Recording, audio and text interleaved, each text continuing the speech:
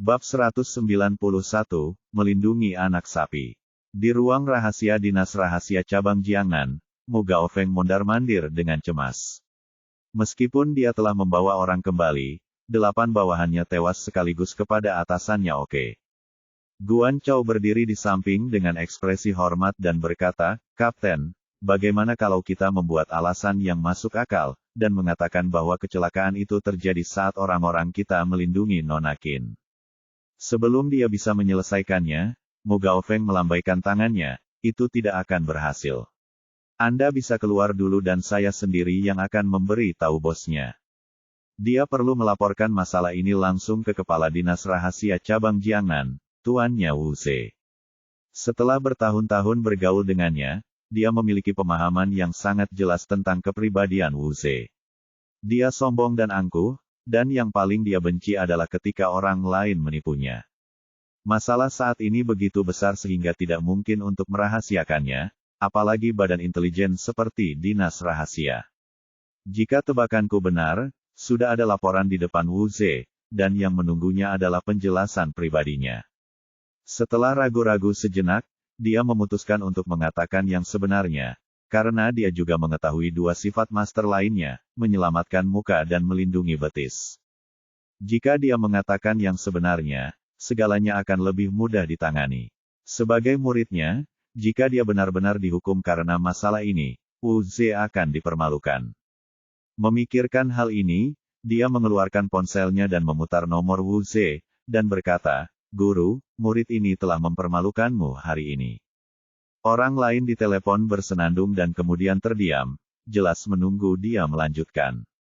Mu Gaofeng menceritakan kisahnya dari awal hingga akhir. Meskipun kejadian utamanya tidak berbohong, dia membuat beberapa perubahan kecil dari waktu ke waktu untuk mengalihkan tanggung jawab atas kejadian tersebut kepada Ye Bufan. Dalam penjelasannya, Ye Bufan lah yang merampok wanitanya dan terus memprovokasi dia. Dia terpaksa memunculkan ide seperti itu untuk memenangkan kembali hati Qin Cucu. Akhirnya, dia berkata, "Guru, kali ini muridnya yang tidak kompeten dan kehilangan muka di depan seorang dokter kecil. Tidak peduli bagaimana gurunya menghukum saya, muridnya tidak akan pernah mengeluh. Kapten Dinas Rahasia, dan kamu bahkan tidak bisa. Bahkan seorang dokter kecil biasa pun tidak bisa menghadapinya. Dan dia benar-benar telah mempermalukan semua rakyatku."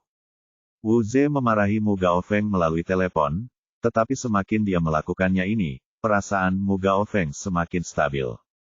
Karena dia tahu betul bahwa dia telah melewati level ini setelah melampiaskan amarahnya, sang master tidak hanya tidak akan menghukumnya, tetapi juga akan membantunya mendapatkan kembali wajahnya. Benar saja, setelah kehilangan kesabaran, Wu Ze berkata, "Itu saja untuk para korban. Anda harus memperhatikannya di masa depan dan jangan pernah melakukannya lagi." Mu Gaofeng berkata dengan hormat, "Saya mengerti," kata guru. "Lagi, kembalilah dengan dokter kecil itu, masalahnya tidak boleh diselesaikan seperti ini, jika tidak, saya tidak akan mampu memberikan orang itu kepada Anda." Mu Gaofeng berkata dengan nada sedih, "Tetapi guru, tingkat kultivasi anak itu lebih tinggi daripada milikku. Kamu benar-benar bukan tandingannya." Wu Ze memarahi, "Kamu benar-benar sia-sia ketika kamu mengatakan kamu sia-sia. Kami bukan pejuang murni. Biro Intelijen Khusus dan Anda memiliki begitu banyak orang di bawah komando Anda. Dengan begitu banyak uang, apakah kita harus melawannya sendirian?" Mu Gaofeng sangat senang. Dia sudah mengambil keputusan, dan yang dia inginkan adalah dukungan tuannya. "Tuan, tapi saya khawatir itu akan membawa masalah bagi Anda." Wu Ze berkata dengan marah, "Omong kosong, masalah apa yang bisa Anda timbulkan kepada saya dengan berurusan dengan seorang dokter kecil? Anda harus membawa seseorang ke sini sekarang dan menangkapnya secara langsung. Jika kamu berani, jika kamu melawan, kamu akan dibunuh. Saya tidak percaya bahwa seorang dokter kecil berani memberontak. Dia selalu sombong, dan dia tidak menganggap serius Ye Bufan sama sekali. Dan menurutnya, sebagai Kepala Biro Intelijen Khusus Provinsi Jiangnan, tidak ada yang tidak bisa dia selesaikan di 3/3 hektar tanah ini, jadi dia memanjakan Mu Gaofeng sedemikian rupa." "Tuan, Tapi kejahatan apa yang kami gunakan untuk menangkap orang? Wu Ze berkata, apakah Anda masih perlu bertanya kepada saya? Anda adalah Kapten Biro Intelijen Khusus, dan Anda memiliki intelijen yang tak terhitung jumlahnya di tangan Anda, dia dengan label. Dan kami adalah Badan Intelijen Khusus. Kami tidak perlu menjelaskan kepada siapapun ketika kami melakukan sesuatu. Bahkan jika anak itu memiliki hubungan dengan keluarga Tang dan keluarga He, itu bukan masalah besar. Jika terjadi sesuatu, saya akan mengurusnya untuk Anda. Tuan, saya akan mengurusnya sekarang. Mu Gaofeng memiliki senyum kejam di wajahnya di telepon. Ini yang dia inginkan, dan apa yang dia inginkan adalah pedang Sang Fang yang diberikan oleh Wu Ze. Setelah menutup telepon, dia mengertakkan gigi dan berkata, anak muda bernama Ye, sekarang izinkan saya menunjukkan betapa kuatnya saya. Dia tidak pernah berpikir untuk menggunakan kekuatan di tangannya sebelumnya, untuk memenangkan hati Qin Cucu, jadi dia menggunakannya cara pahlawan untuk menyelamatkan kecantikan. Tapi sekarang sepertinya cara itu jelas tidak berhasil. Kita hanya bisa menyingkirkan Ye Bufan dulu, lalu perlahan mencari cara untuk mendekati Qin Cucu. Dia meletakkan ponselnya, menekan tombol merah di atas meja, membuka pintu dan masuk dari luar. Kapten, apakah masalahnya sudah terselesaikan? Ya, Mu Gaofeng mengangguk, lalu berkata, bawalah tim kecil dan kumpulkan semua orang. Sekarang mari kita tangkap dia. Dengan anak itu, dokter, kilatan kegembiraan melintas di wajah Guan Chao. Mereka sangat dipermalukan oleh Ye Bufan tadi malam. Dia juga merasa wajahnya kusam dan dia ingin segera menangkap Ye Bufan dan menanganinya. Mu Gaofeng berkata, ya, kami tidak bisa kehilangan muka seperti ini. Kami memiliki semua orang dan pergi sekarang. Ya, Kapten. Guan Chao setuju dengan penuh semangat, berbalik dan keluar untuk mengatur orang. Di Villa No. 1 Gunung Yunding, Ye Bufan merasakan kegilaan Sima Wei sepenuhnya di tempat tidur yang luas. Ketika keduanya berlatih kultivasi ganda sebelumnya, mereka sedang mengobati luka, dan ini adalah pertama kalinya, jadi mereka relatif terkendali, tetapi sekarang berbeda. Ia menyadari sepenuhnya bahwa Huniu, seorang wanita, benar-benar mengharumkan namanya, tidak hanya dari segi karakter, tetapi juga dalam aspek lainnya. Untungnya, dia adalah pewaris pengobatan kuno dan memiliki fisik yang kuat, jika tidak, dia tidak akan mampu menanggungnya. Keduanya berjuang selama 3 atau 4 jam sebelum awan berhenti dan hujan berhenti. Anak muda, kamu tampil bagus. Sima Wei mencondongkan tubuh ke arah Ye Bufan dan mengulurkan tangan untuk menepuk pipinya, apakah kamu tertarik untuk bergabung dengan pavilion Suanyuan kami? Dengan kemampuanmu, saya jamin kamu akan memiliki masa depan yang cerah setelah memasuki pavilion Suanyuan. Ye Bufan tidak suka ditembaki oleh seorang wanita. Dia berbalik dan mendapatkan kembali inisiatifnya, sambil bercanda berkata, kemampuan macam apa yang kamu bicarakan? Sima Wei berkata dengan tatapan genit, tentu saja mereka adalah. Ini penting. Tidak peduli seberapa cakapnya kamu harus bisa bangun dari tempat tidurku, jika tidak tangan dan kakimu akan lemah dan kamu tidak dapat berbuat apa-apa. Itu, saya akan terus menjadi dokter kecil saya. Petik 2. Sima Wei berkata, benar-benar tidak memikirkannya. Anda tahu bahwa bergabung dengan pavilion Suanyuan adalah impian banyak orang. Petik 2. Ye Bufan berkata tanpa ragu-ragu, impianku adalah menjadi dokter yang baik. Saya tidak tertarik pada hal lain. Nah, ketika Anda berubah pikiran dan datang kepada saya lagi, pintu pavilion Suanyuan selalu terbuka untuk Anda. Sima Wei berkata sambil menciumnya, pipinya, lalu berdiri dan berjalan ke kamar mandi. Ye Bufan baru saja mengenakan pakaiannya ketika dia mendengar suara keras dari luar pintu. Pintu villa didobrak hingga terbuka. Bab 192, Harimau Mendominasi.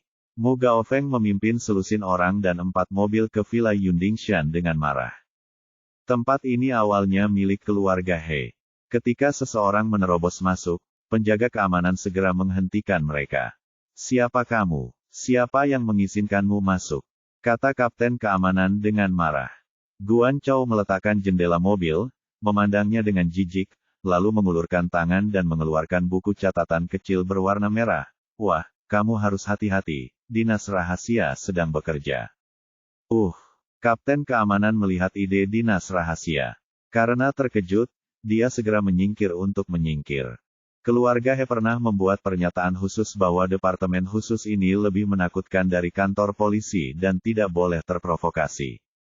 Namun, dia masih lebih berhati-hati dan pergi ke ruang pemantauan untuk secara diam-diam memeriksa keberadaan orang-orang ini. Ketika dia menemukan bahwa orang-orang dari dinas rahasia langsung menuju ke villa nomor 1 di Yundingshan, ekspresinya tiba-tiba berubah, dan dia dengan cepat mengeluarkan ponselnya dan menelepon He Tianqi.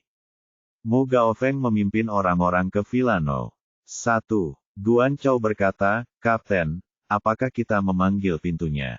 Apa yang kita sebut pintunya? Kami di sini untuk menangkap orang, bukan untuk berkunjung, beri aku pintunya. Aku akan mendobraknya hingga terbuka. Dengan perintah tersebut, 7 atau 8 agen bergegas dan mendobrak pintu hingga berkeping-keping. Begitu mereka bergegas ke halaman, Ye Bufan keluar dari villa. Dia melihat orang-orang di depannya dan mengerutkan kening. Mu Gaofeng, apa yang kamu lakukan? Apa? Tentu saja kamu di sini untuk menangkap orang. Mu Gaofeng melambaikan tangannya kepada orang di belakangnya. Tangkap anak ini. Tunggu sebentar. Ye Bufan berkata, jika kamu ingin menangkapku, pasti ada alasannya, kan? Mu Gaofeng berkata dengan bangga. Berkata, saya dapat menangkap siapapun yang saya inginkan, tidak diperlukan alasan. Ekspresi Ye Bufan menjadi gelap dan dia berkata dengan dingin, sepertinya Anda belum siap untuk bersikap masuk akal. Logika, apa sebenarnya kebenaran itu? Feng berkata dengan arogan, akulah yang sebenarnya. Kamu selalu mengandalkan kekuatanmu untuk berbicara. Hanya orang bodoh yang bisa bersikap masuk akal. Orang biasa sepertimu harus menjalani kehidupan yang jujur dengan ekor di antara kedua kakimu. Kamu tidak tahu bagaimana hidup atau mati. Kamu berani keluar dan mencuri seorang wanita dariku, sekaranglah waktunya bagimu untuk membayar harganya. Jangan berpikir bahwa memiliki beberapa keterampilan adalah masalah besar. Di depan orang-orang seperti kami, keterampilanmu bukanlah apa-apa. Tidak peduli seberapa kuatnya kamu masih bisa menjadi hebat. Sudahkah kamu menembakku? Setelah mengatakan itu, dia berteriak lagi, tangkap dia. Jika kamu berani melawan, segera bunuh dia. Anak buahnya segera mengangkat senjata dan membidik di Ye Bufan. Guan Chou tampak bangga, memegang borgol di tangannya, dan berjalan menuju Ye Bufan bersama agen lain. Nak, tahukah kamu betapa kuatnya sekarang? Tapi sudah terlambat, kata Guan Chou sambil mengangkat borgol di tangannya dan memborgolnya ke tangan Ye Bufan. Mu Gaofeng berdiri di dekatnya, merasa sangat bangga. Lalu bagaimana jika Anda memiliki keterampilan yang baik? Di hadapan kekuasaan dan senjata, Anda tidak punya ruang untuk melawan. Mari kita lihat siapa di antara kalian yang berani menyentuh laki-laki saya. Saat itu terdengar teriakan keras, dan sosok Sima Wei tiba-tiba muncul di malam hari. Sebelum Guan Chou menyadari apa yang sedang terjadi, dia ditampar wajahnya dan dikirim terbang menjauh. Ekspresi para agen di sekitarnya berubah drastis. Mereka selalu mengandalkan status mereka untuk lebih unggul dari yang lain. Tanpa diduga, seseorang berani menghadapinya secara terbuka. Letakkan senjatamu, aku akan lihat siapa di antara kalian yang berani. Teriak Hun Yu, mengangkat tangannya dan mengeluarkan buku catatan hitam kecil, dengan seekor naga menunjukkan gigi dan cakarnya, dan 3 karakter, Pavilion Xuanyuan, tertulis di bawah ini. Orang-orang di sekitar terkejut dan segera meletakkan senjata di tangan mereka. Sebagai orang dari departemen khusus, mustahil bagi mereka untuk tidak mengetahui seperti apa keberadaan Pavilion Xuanyuan, dan tidak kalah dengan Biro Intelijen Khusus mereka. Saat ini, Mu Gaofeng juga mengenali Sima Wei. Bagaimanapun, Sima Wei kemudian menumbuhkan janggut, dan mereka sudah saling kenal sebelumnya. Kemunculan orang ini membuat ekspresinya berubah drastis. Belum lagi Sima Wei adalah anggota inti Pavilion Xuanyuan, dan statusnya jauh lebih tinggi darinya. Bahkan sebagai wanita tertua di keluarga Sima, dia masih jauh dari mampu bersaing dengannya. Anda harus tahu bahwa keluarga Sima adalah keluarga kelas 1 di ibu kota kekaisaran, dan bahkan tuannya Wu Ze tidak mampu menyinggung perasaannya. Hal lainnya adalah Nona Sima tidak hanya mulia, tetapi juga jauh lebih terampil darinya. Saya mendengar bahwa dia baru saja mencapai level Suan. Yang terpenting wanita tertua bernama Hun Yu itu benar-benar macan. Jika dia benar-benar marah, dia tidak akan pernah mempertimbangkan konsekuensinya saat mengambil tindakan. Namun dia juga sangat bingung. Putri sulung keluarga Sima kami tiba-tiba datang ke rumah Ye Bufan. Rambutnya basah seperti baru saja mandi. Terlebih lagi, dia baru saja mengatakan bahwa Ye Bufan adalah suaminya. Sebelum dia bisa mengetahuinya, Sima Wei juga melihatnya dan berteriak dengan tajam, "Mu Gaofeng, apakah Anda membawa orang-orang ini?" Nona Sima, saya tidak tahu. Mu Gaofeng awalnya berkata dia mencoba yang terbaik untuk menjelaskannya, tapi di tengah kata-katanya, Sima Wei menamparkan wajahnya. "Kamu bajingan, apakah kamu gila? Apakah kamu berani menangkap anak buah Hun Yuku?" Mu Gaofeng diliputi amarah setelah dipukuli, tapi dia tidak berani melampiaskannya, status atau kultivasi. "Lihatlah wanita di depan Anda. Nona Sima, jangan marah, saya benar-benar tidak tahu." Sebelum dia menyelesaikan penjelasannya, Sima Wei menamparkan wajahnya lagi, kali ini lebih keras, menjatuhkannya ke tempat. "Bukankah itu alasannya? Jika kamu tidak tahu, kamu harus dipukuli." Mu Gaofeng sangat sedih sehingga dia ditampar 2 kali tanpa berkata apa-apa. "Nona Sima, jangan melangkah terlalu jauh. Saya dari Dinas Rahasia. Apa yang terjadi dengan orang-orang dari Dinas Rahasia? Apakah orang-orang dari Dinas Rahasia itu hebat?" Saya tidak mengatakannya, tetapi ketika dia mengatakannya, dia langsung membangkitkannya. Menanggapi kemarahan Sima Wei, dia menamparkan wajahnya dengan mulut besarnya satu demi satu. Mu Gaofeng berusaha mati-matian untuk menghindar, tapi dia hanya berada di level tengah Huang. Dibandingkan dengan Sima Wei, yang berada di level tengah level Suan, dia jauh tertinggal. Membandingkan keduanya, itu seperti bayi yang berhadapan dengan orang dewasa. Tidak ada ruang untuk perlawanan sama sekali. Mulut besar itu ditampar tanpa kegagalan. Orang-orang dari Biro Intelijen Khusus di dekatnya melihat kapten mereka dipukuli, tetapi mereka tidak berani melepaskannya. Termasuk Guan Chao, dia hanya bisa menatap dari samping dan tidak berani melakukan tindakan apapun. Yang terpenting dari Secret Service adalah pengumpulan intelijen. Mustahil dia tidak mengetahui siapa Nona Sima yang ada di hadapannya. Meskipun secara teoritis, Dinas Rahasia dan Paviliun Suanyuan keduanya adalah departemen khusus dan tidak ada perbedaan di antara keduanya, tapi itu juga tergantung pada identitas individu tersebut. Agen tingkat rendah seperti mereka tidak memenuhi syarat untuk berbicara dengan orang lain sama sekali. Jika itu orang lain, dia mungkin akan mempertimbangkan hubungan antara kedua departemen, tetapi wanita di depannya benar-benar macan, dan dia akan memukul seseorang jika dia tidak setuju dengannya. Kuncinya status orang tersebut istimewa, apakah pemukulannya sia-sia? Segera Mu Gaofeng ditampar puluhan kali di mulutnya, pipinya bengkak, dan ada bintang-bintang kecil di depan matanya. Sima Wei sudah selesai melampiaskannya, jadi dia berhenti dan berkata, "Katakan padaku, siapa yang memintamu menangkap orang?" Bab 193 Akulah alasannya. Mu Gaofeng dipukuli hingga sangat pusing sehingga dia menggelengkan kepalanya dan mencoba membangunkan dirinya. Dia bahkan lebih marah setelah dipukuli, dan berkata dengan marah, "Sima Wei, kamu sudah keterlaluan, dan kamu benar-benar ikut campur dalam penanganan kasus Biro Intelijen Khusus kami.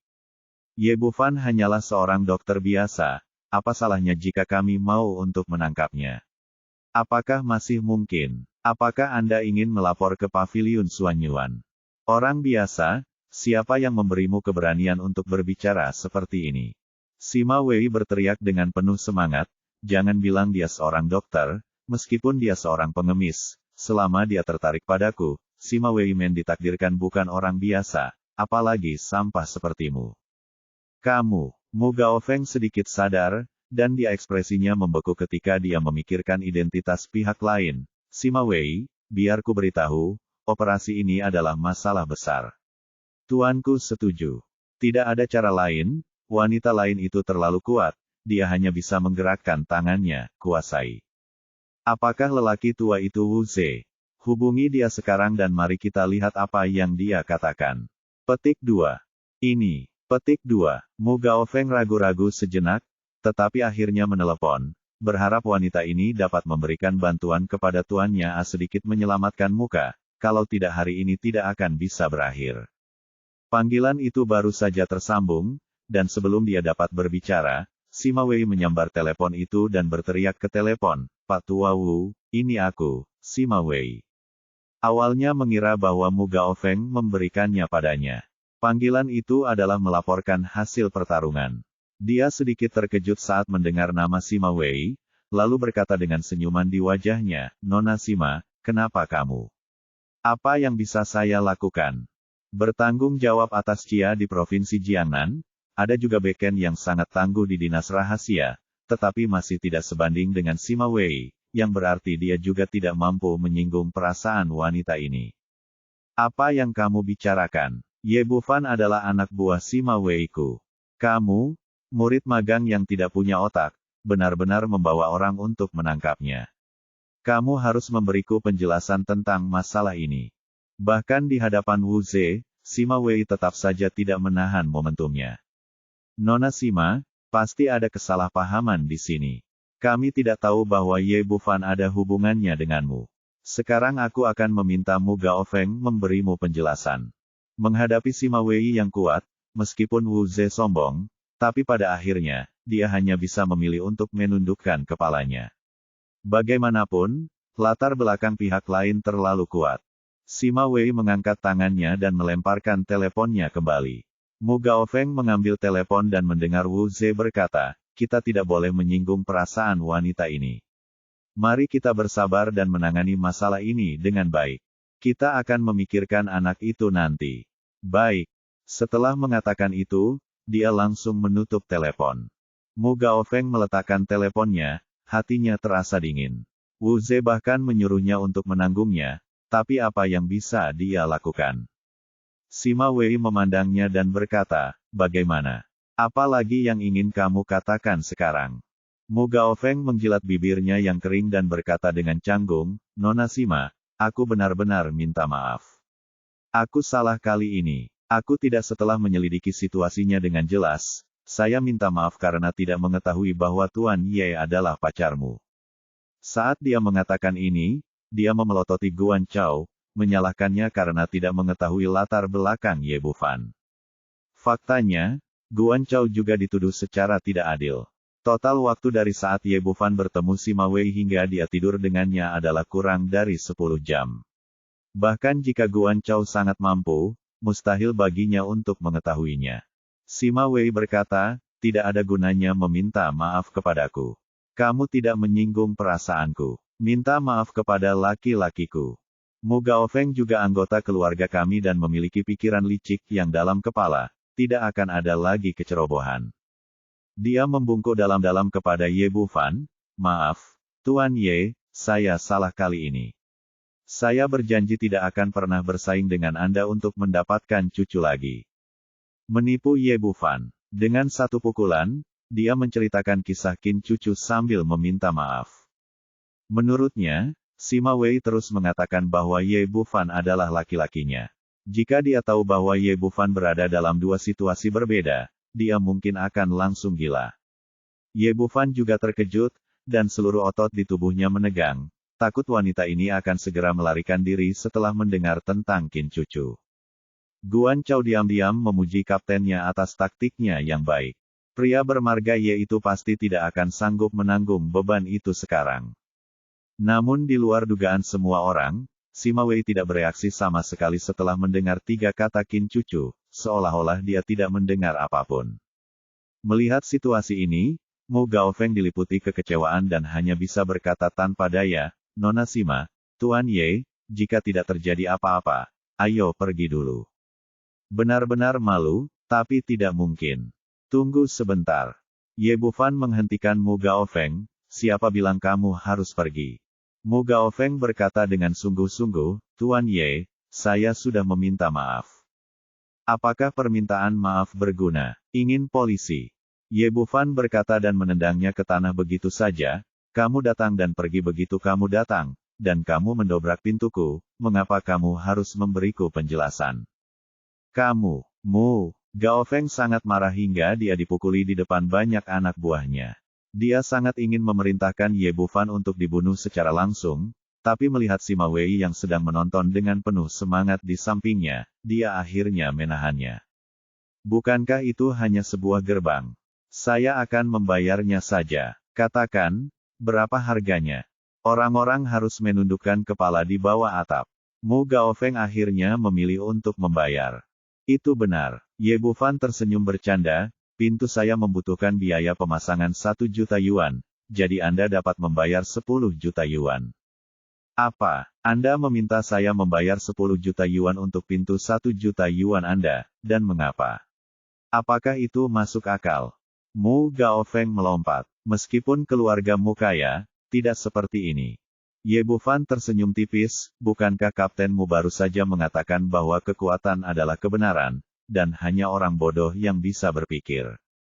Saya pikir ini adalah pernyataan yang sangat bagus, jadi sekarang saya adalah kebenarannya, bahkan 1 sen kurang dari 10 juta sudah cukup. Petik 2. Kamu. Mu Gao Feng sangat marah karena dia memang mengatakan apa yang dia katakan tadi, tapi dia tidak menyangka hal itu akan menimpanya lagi dalam sekejap mata. Dia tidak pernah diintimidasi seperti ini sebelumnya sejak dia masih kecil. Tapi sebelum dia bisa berkata apa-apa, Sima Wei berkata dengan dingin, ini milik ibu mertuaku, maukah kamu memberikannya kepadaku atau tidak? Aku akan memberikannya. Menghadapi wanita di depan dia, Mu Gao Feng akhirnya menyerah. Jika dia tidak kehilangan uang, dia tidak bisa membayangkan apa yang akan dilakukan wanita harimau ini, dan dia bahkan mungkin merusak budidayanya. Dia mengeluarkan buku ceknya, menulis cek senilai 10 juta dan menyerahkannya kepada Ye Bufan, lalu pergi bersama anak buahnya dengan malu. Saat pertama kali tiba, dia penuh energi dan pemandangan, namun dalam sekejap dia dipukuli seperti kepala babi dan ditinggalkan dalam keadaan malu. Dia baru saja keluar bersama orang-orang dari Biro Intelijen Khusus ketika lebih dari selusin mobil melaju, dipimpin oleh kepala keluarga He Changqing dan He Tianqi. Setelah menerima laporan dari Kapten Keamanan, keluarga He dan putranya segera bergegas bersama orang-orang. Jika sesuatu terjadi pada Ye Bufan, keluarga He harus membantu apapun yang terjadi. Namun, mereka tidak tahu apa-apa saat menghadapi orang-orang dari Biro Intelijen Khusus. Mereka hanya berharap pihak lain dapat memberikan wajah pada keluarga He. Namun yang mengejutkan mereka adalah ketika mereka tiba, Mu Gao Feng sudah pergi bersama yang lain, dan kepalanya tampak seperti kepala babi, dan sepertinya dia telah dipukuli dengan parah. Di kota Jiangnan, siapa yang berani menyerang seseorang dari Biro Intelijen Khusus dan memukuli kapten seperti ini? Bab 194, Keluarga Sima di Ibu Kota Kekaisaran. Mereka memasuki villa dengan penuh keraguan. Setelah keluar dari mobil, mereka melihat Sima Wei. He Changqing tidak bisa menahan diri untuk tidak berseru, Nona Sima, mengapa Anda ada di sini? Di pesta koktail di Ibu Kota Kekaisaran, menyadari bahwa ini adalah wanita tertua dari keluarga Sima, dan pada saat yang sama memahami mengapa Mu Gao Feng begitu menderita. Pasti wanita tertua yang melakukannya. Hanya saja mereka tidak mengerti, kapan Ye Bufan terlibat lagi dengan wanita muda ini. Sima Wei berkata, ini rumah laki-laki saya. Bukankah saya normal di sini? Keluarga He dan putranya terkejut. Mereka tidak tahu kapan Ye Bufan menjadi menantu keluarga Sima. Anda harus tahu bahwa keluarga Sima adalah keluarga kelas 1 di Ibu Kota Kekaisaran, raksasa yang mendominasi Tiongkok. Pengaruh keluarga He hanya ada di kota Jiangnan, yang tidak layak disebutkan sebagai perbandingan. Hal ini membuat mereka memandang tinggi Ye Bufan. He Tianqi berkata, Tuan Ye, saya baru saja mendengar dari penjaga keamanan bahwa orang-orang dari dinas rahasia ada di sini untuk mengganggu Anda. Apakah Anda baik-baik saja? Saudara dia tertarik. Saya baik-baik saja. He Tianqi melihat pintu yang hancur itu berkata, saya akan mengatur seseorang untuk segera menggantikan Anda dengan pintu baru. Ye Bufan berkata, kalau begitu saya akan merepotkan saudara He. Nona Sima, kakak Ye, karena jika tidak terjadi apa-apa, ayah dan anak kita akan kembali dulu. Dia sudah tua dan tidak ingin tinggal di sini sebagai bola lampu, jadi dia segera meninggalkan villa nomor 1 bersamanya, rakyat. Tepat setelah kedua orang itu pergi, Sima Wei berkata, apa hubunganmu dengan wanita tertua dari keluarga Qin? Baiklah. Ye Bufan tidak menyangka dia akan menemukan seseorang untuk disalahkan dalam hal ini waktu, dan berkata, Qin cucu adalah pacarku. Setelah dia selesai berbicara, dia segera bersiaga penuh, takut wanita itu akan segera melarikan diri. Tanpa diduga, Sima Wei tidak terlihat marah sama sekali. Sebaliknya, dia mengulurkan tangan dan menepuk pipinya dan berkata, lumayan. Bahkan wanita tertua dari keluarga Qin bisa merendamnya. Sepertinya aku melihat orang yang tepat. Bufan berkata dengan heran, apakah kamu tidak marah? Menemukan seseorang yang tidak diinginkan siapapun. Apakah orang yang tidak berguna bahagia? Jika pria yang kusuka bahkan tidak punya pacar, akan memalukan jika tersebar. Semakin banyak pacar yang kamu temukan, semakin cantik, semakin baik, dan semakin dihormati yang ada di wajahmu, semakin tajam aku, Sima Wei. Petik 2. Ye Bufan benar-benar ingin membuka kepala wanita ini dan melihat apa yang ada di dalamnya. Tapi ini bisa dianggap sebagai hal yang baik.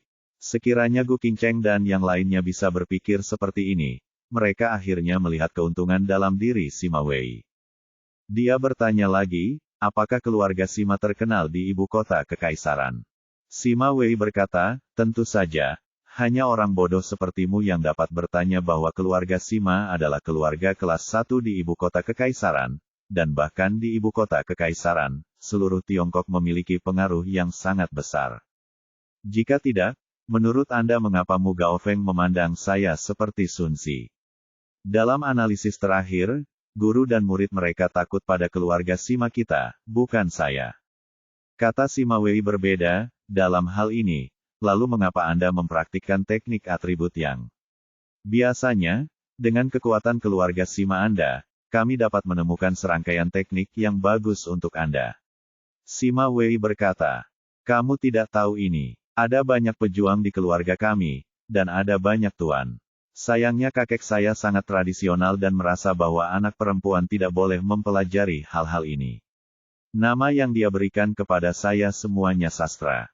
Selain itu, saya memiliki sifat kekanak-kanakan sejak saya masih kecil, dan keluarga saya khawatir saya akan terlalu liar untuk menikah di masa depan, jadi mereka melarang saya berlatih seni bela diri. Dan tentu saja mereka tidak akan mengajari saya apapun, seni bela diri. Tapi mereka tidak bisa mengendalikan saya bisa berlatih sendiri dan bergabung dengan Paviliun Suanyuan. Kemudian, saya tidak sengaja mempraktikkan sutra hati Guiyuan dan berakhir seperti ini. Namun, saya menyembunyikannya secara diam-diam dan kakek serta yang lainnya tidak mengetahuinya. Petik 2. Ye Bufan tersenyum dan berkata, sebenarnya, kakekmu dan yang lainnya benar khawatir. Sangat sulit bagi orang liar sepertimu untuk menikah. Jadi apa? Apakah kamu ingin aku mengikat kakiku? Dengan dominan, dia berkata, jika kamu tidak bisa menikah, jangan menikah. Mengapa kamu tidak merebut kembali seorang pria saja? Misalnya, kamu adalah pria yang aku rebut kembali. Untuk mengingat sesuatu, hanya mengatakan itu tidak akan berhasil. Itu harus dicap. Setelah mengatakan itu, dia meraih tangan Ye Bufan dan menggigit pergelangan tangannya dengan keras. Gigitannya sangat keras, meninggalkan 2 baris bekas gigi yang dalam. Ye Bufan tertangkap basah dan berteriak kesakitan, mengapa kamu menggigit orang? Apakah kamu seekor anjing?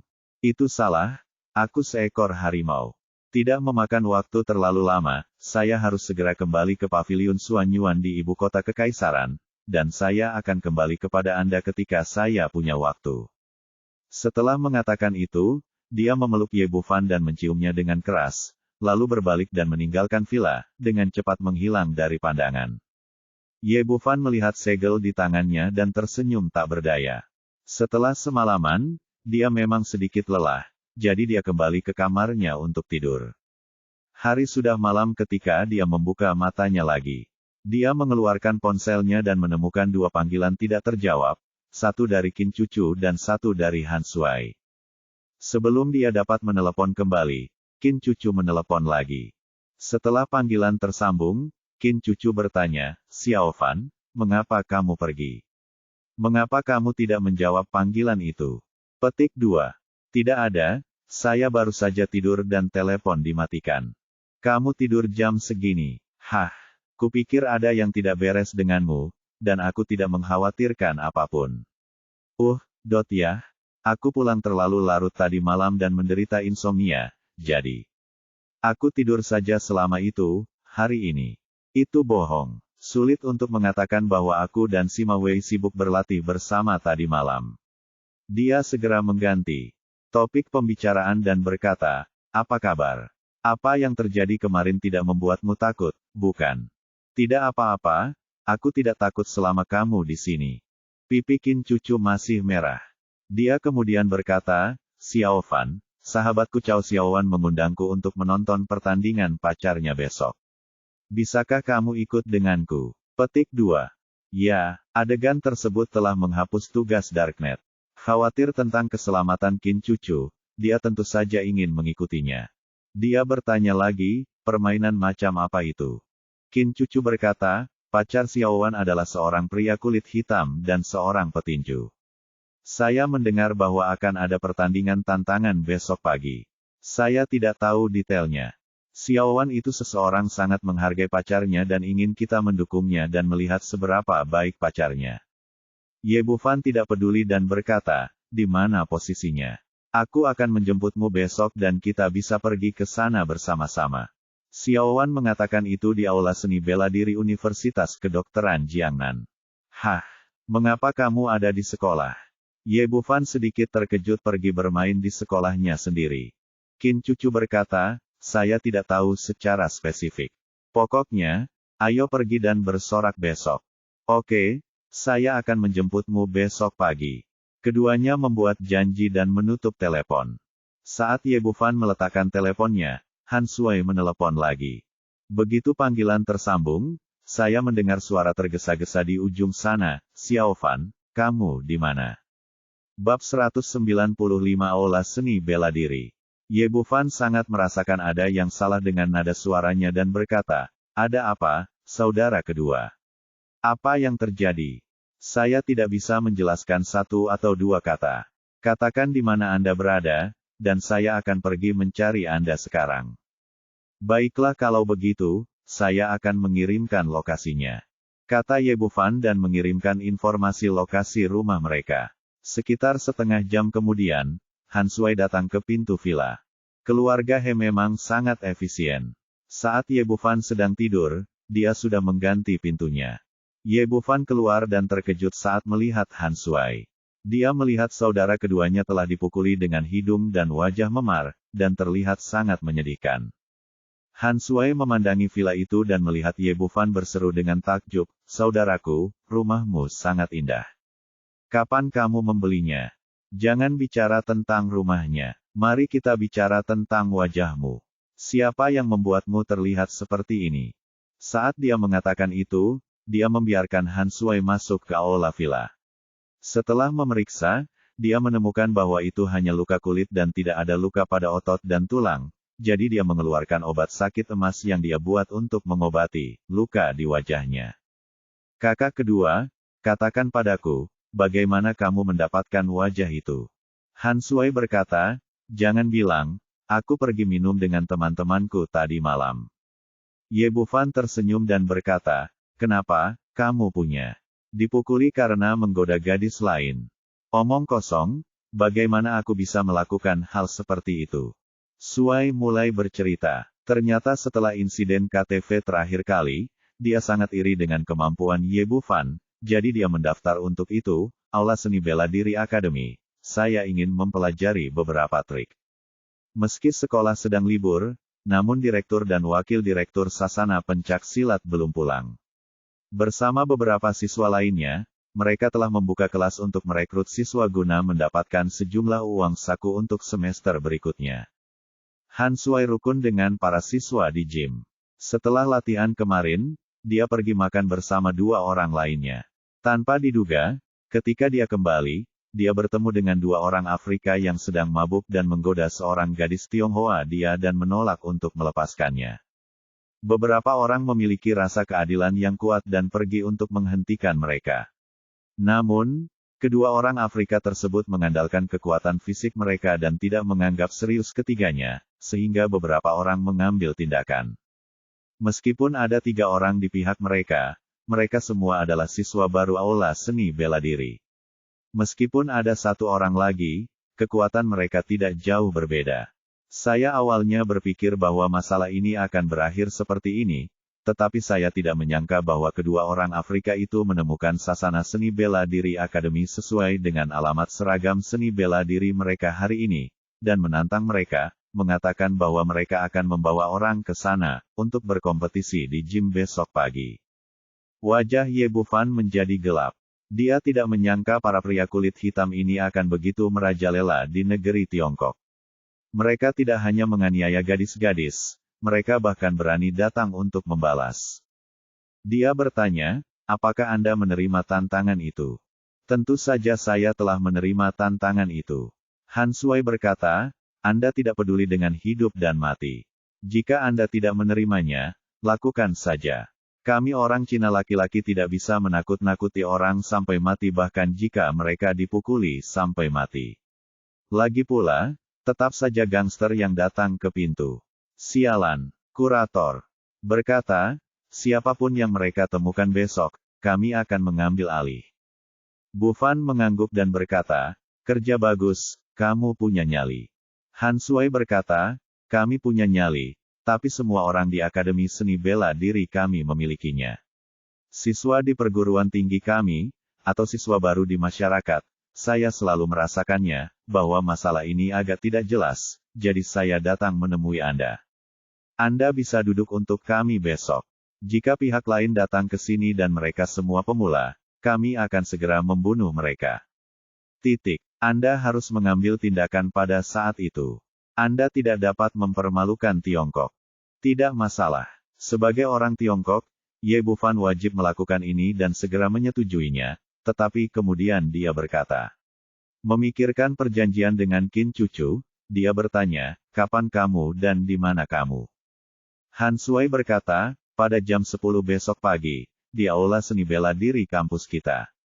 Ekspresi Ye Bufan berubah dingin, dan dia segera mengerti bahwa pacar Chow Xiaowan sebenarnya adalah orang Afrika yang ingin menantang Tiongkok. Han Sui bertanya, ada apa, Xiaowan, apakah ada masalah? Dia berada di Yewe Yang KTV hari itu, tapi dia melihat dengan matanya sendiri bahwa Ye Bufan mengalahkan Abao dengan 1 pukulan dan dengan mudah mengalahkan lusinan preman Ma Jiuye. Jadi menurutnya, selama Ye Bufan bisa bermain, pihaknya tidak akan terkalahkan. Ye Bufan berkata dengan tegas, tidak masalah, saya pasti akan pergi besok. Dia tidak peduli apakah pihak lain adalah pacar Chow Xiaowan atau bukan, selama dia berani menantang keagungan Tiongkok, dia pasti akan membuat yang lain, pihak membayar harganya. Kerja bagus Xiaowan. Saat ini, luka di wajah Han Sui hampir sembuh. Dia menyentuh pipinya yang tidak lagi merah dan bengkak, melihat ke cermin lagi, dan bertanya dengan takjub, Xiaowan, kita sama. Mengapa kamu begitu pandai mempelajari pengobatan Tiongkok? Ye Bufan berkata, oke, kamu tidur di kelas atau menonton video pendek. Kapan kamu belajar pengobatan Tiongkok? Han Sui tersenyum genit, jangan bicarakan ini, Xiaowan. Kamu sangat pandai dalam hal itu, bisakah kamu mengajariku agar wajahmu tidak dipukuli lain kali? Ye Bufan berkata, sederhana saja. Aku bisa menjadikanmu master kapan saja jika kamu mau. Dia tidak membual. Dengan kultivasi dan keterampilan medisnya saat ini, tidak sulit untuk membantu Han Sui masuk ke dalam barisan prajurit. Ya, tentu saja, Han Sui berkata dengan penuh semangat, selama Anda dapat membantu saya meningkatkan kultivasi saya bersedia memberi Anda kursi anak kedua di asrama kami. Kursi anak. Saya tidak bisa datang. Ye Bufan berkata, Anda memesan makanan untuk dibawa pulang dulu, dan saya akan menyiapkannya. Setelah makan malam, saya akan membantu Anda meningkatkan kultivasi Anda. Setelah itu, dia berbalik dan masuk ruang alkimia yang dia persiapkan dan mulai menyempurnakan pil pembersih sumsum. Dia sekarang memiliki sejumlah besar bahan obat yang disimpan di cincin penyimpanan, dan dia dengan cepat mengumpulkan ramuan untuk alkimia. Setengah jam kemudian, ramuan itu berhasil dimurnikan. Sebanyak 9 ramuan pembersih sumsum dimurnikan dan dimasukkan ke dalam botol batu giok kecil. Setelah keluar, Han Sui sudah memesan meja besar berisi makanan untuk dibawa pulang, yang semuanya merupakan makanan favorit Ye Bufan. Dia berkata dengan datar, Xiao Fan, cepat makan. Setelah kamu kenyang, kamu bisa membantuku menjadi master. Mereka berdua makan malam sederhana warisan yang paling sesuai dengan fisiknya. Zhang Jue dalam budidaya. Pertama, dia menjelaskan tindakan pencegahan dari teknik ini, dan kemudian memberinya pil pembersih sumsum untuk membantunya memotong rambut dan membersihkan sumsumnya, sekaligus membantunya meningkatkan kultivasinya. Jika hanya meminum pil pembersih sumsum, itu hanya dapat membantu Han Sui memperbaiki kondisi fisiknya, namun kini dengan bantuan Ye Bufan, seorang ahli misterius dan dokter super ajaib, sambil memotong rambut dan membersihkan sumsum, itu juga membantunya meletakkan dasar seorang pejuang. Sekitar 2 jam kemudian, Han Sui merasakan gelombang energi di dantiannya dan mampu mengikuti rute latihan Zhang Jue. Dalam hal kultivasi, dia telah memasuki jajaran prajurit tingkat Huang, tetapi pengalaman dan gerakan bertarungnya yang sebenarnya jauh tertinggal, dan dia masih perlu terus berlatih setelahnya. Han Sui perlahan membuka matanya, merasakan betapa kuatnya dia, dan melompat dengan penuh semangat. Karena dia baru saja meningkatkan level kultivasinya dan masih belum bisa beradaptasi dengan kemampuannya, dia menggunakan terlalu banyak tenaga dan menghantam atap dengan keras, menyebabkan debu beterbangan untuk beberapa saat. Ye Bufan berteriak, biarkan aku mencekikmu, apakah kamu mencoba menghancurkan rumahku? Han Sui menggosok kepalanya dan berteriak dengan penuh semangat, Xiao Fan, jika aku bertemu dengan 2 nigas itu lagi, mereka harus dipukuli hingga berkeping-keping.